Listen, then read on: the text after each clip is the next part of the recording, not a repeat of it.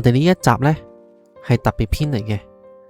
咁今集呢要講嘅呢就係超形蟲啦。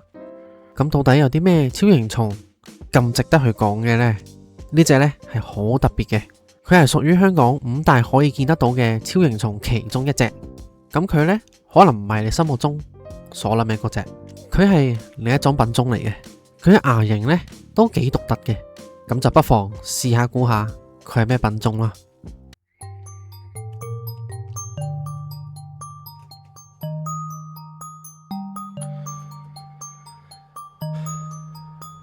咁就將你估出嚟嘅答案呢，就寫喺留言區度啦，睇下會唔會有機會諗到係佢啦。係咁，我哋就即刻開估啦。我哋今集要講嘅就係狹長前秋甲。咁佢嘅學名呢，就係 Epidorcus gracilis，佢係屬於前秋甲屬嘅一種嚟嘅。係咁，佢嘅顏色呢，就通常係紅啡色或者係暗啡色啦。咁佢嘅 size 呢，咁就先講下公蟲先啦，就大概喺18至42.5 mm 左右啦，甚至呢可以去到50 mm 以上噶。咁乸嘅呢，就大概喺15至40 mm 左右啦。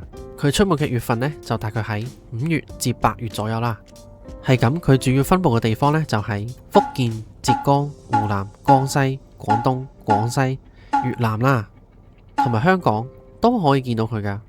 係咁，佢最特別嘅地方呢，就係佢隻牙形啦。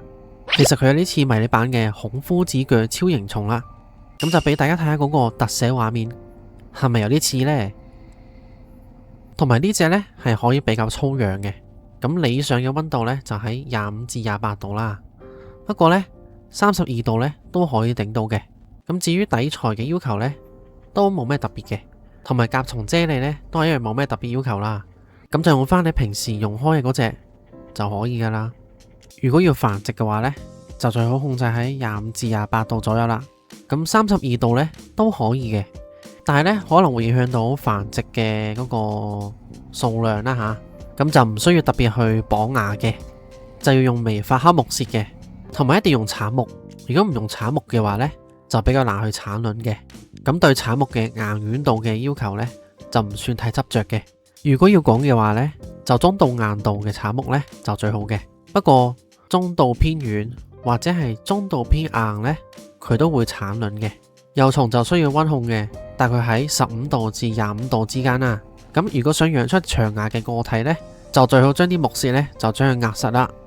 係咁，成蟲嘅蟄伏期呢，就喺20日至到90日左右啦。但係呢，如果可以維持喺25度之間呢，咁就差唔多喺20日左右就可以噶啦。大家都不妨試下養下佢啦。